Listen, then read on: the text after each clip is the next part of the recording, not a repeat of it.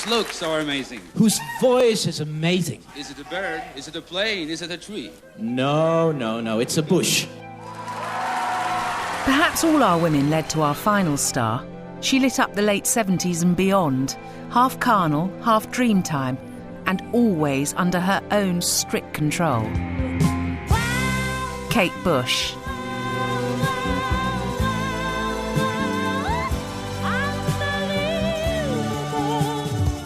I can't think of anything before Kate Bush that was like Kate Bush. You know, she came out seemingly from another planet. Her voice in general is just incredibly captivating, isn't it? You're just sort of like, eh? What is that? Oh yeah, you're amazing. We think you're incredible. Kate Bush and her grand piano, well, that's like John Wayne in his saddle. You know, thank you. A GP's daughter, the 11-year-old Kate started writing songs in her childhood home in Welling, Kent. I could never do it in front of people. I've never been able to. And if I do, I automatically feel that the fact that it's a performance, because as soon as you have someone in the room with you, I feel you should give them the best. You should perform.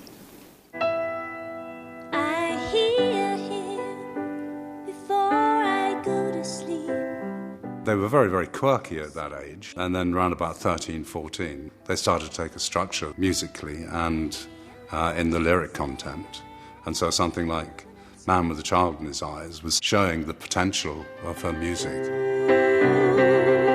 He's here again, the man with a child in his eyes. A demo tape found its way to EMI. I remember when I got into EMI, there was literally a mantra, birds don't sell. It struck me that she was so unusual. The songs were unusual, the voice was unusual, everything was pretty well unique. I signed the contract, and there was just feelings that we weren't sure how to handle it. I mean, I myself felt that I was very young at that time.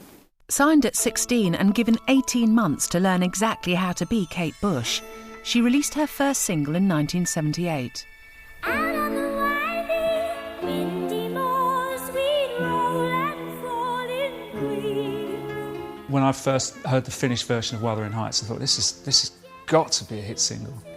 And I remember at the time that she had some disagreements with the people at EMI about which should be the first single. She just put her foot down and I gave in. I hated you. I said, we'll put Wuthering Heights out, it won't work, and then you'll have learned a lesson. And of course, I was 100% wrong, and she was 100% right. What was with the heights he's still? Still can't feel come over. So cold, let me in your window. The day after she'd been on Top of the Pops, everybody at school was saying, yeah, who was that girl?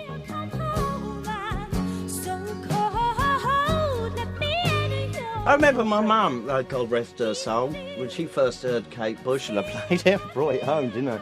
Oh, Johnny, it sounds like a bag of cats. At first it seemed absurd, the Heathcliff, way up there. But it isn't at all, it fits. Those shrieks and warbles are beauty beyond belief to me.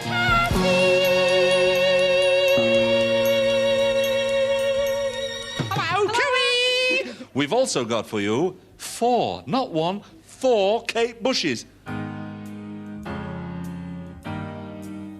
With success, Kate found herself on the old promotional treadmill. Hello, I know it's back to school for a lot of you, and I hope you're not too excited about that to enjoy the programme. I'm very happy today because my guest is Kate Bush. Welcome, Kate. Hello. But Kate and light entertainment were at times a bizarre mix. She'd turn up at a television station expecting to be interviewed seriously, only to find that they were ready to talk to her about her boyfriends or something. One last question from Jane Fear about your hair. What do you do to it? She loves it.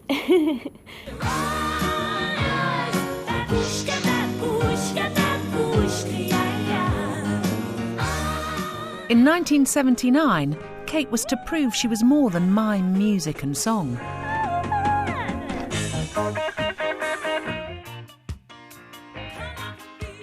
There was this anticipation. Everybody had seen the videos, everybody had heard the music. Could she actually do it live? When she took the decision to go on tour, no one doubted how important it could prove to her career. The show was epic, incorporating song, dance, mime and magic. Stretch, stretch and down. When I told people I was working on the tour, I mean, my position was elevated immediately because this was really the big pop. It was more than pop event. Not only was it a pop event, it was like a theatre event of the year.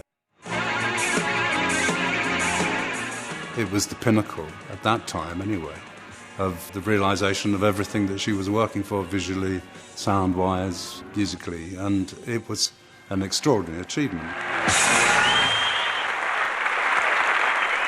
I'm knocked out. I can't believe that audience. Worth that 3 months hard work? Oh, well worth it. I'm just completely knocked out, really. When she went out and did it, it was almost like, well, there you go.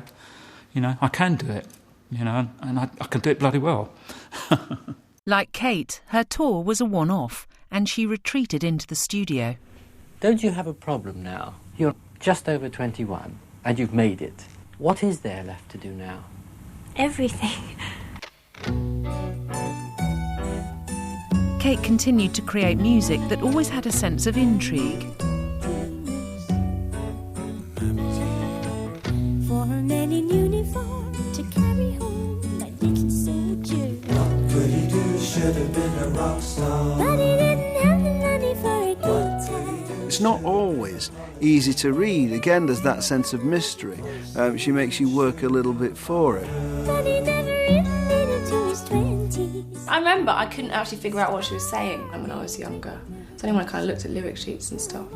Or actually not even lyric sheets, Googled them, showing my age. She surprised me with all the clues, and it's up to me to put the answer together. Well, that's the Quran of music, and that surely is what we're all looking for. No easy answers to anything. Of course, she was taking quite a risk, because in those days lots of people thought that girl pop singers shouldn't be involved in anything to do with politics or philosophy or whatever. It's in the trees. It's coming. When I was a child, running in the light. By 1985, with 5 albums under her belt, Kate was now in complete control, recording and producing her own music and the accompanying visuals.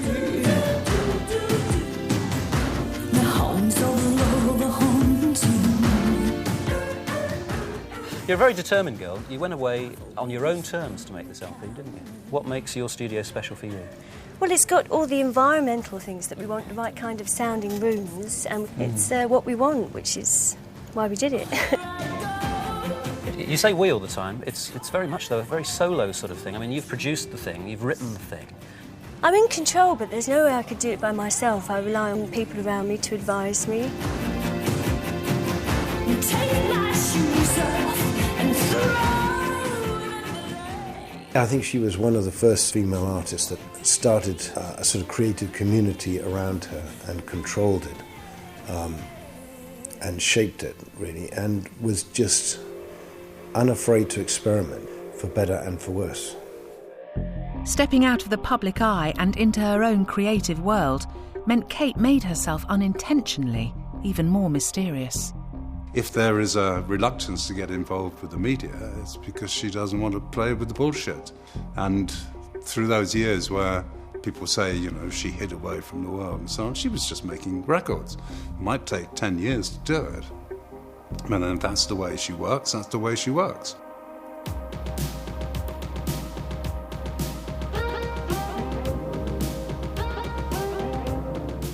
She'd proved that there are no real rules. If you want to do it this way, you know, do it absolutely in the personal way that you see it. And I think that a lot of artists found that incredibly empowering.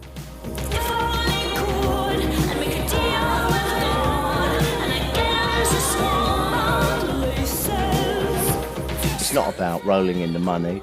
It's about the joy of knowing that what you've done really does touch people's hearts. Okay, you just can't beat that. We take it for granted now that women are going to, you know, produce themselves, write their own music. be responsible for themselves, have their own management companies. Back then, in 1978, that was all new. You know, so she's definitely a pioneer, a serious pioneer. Kate Bush set a new standard of creativity and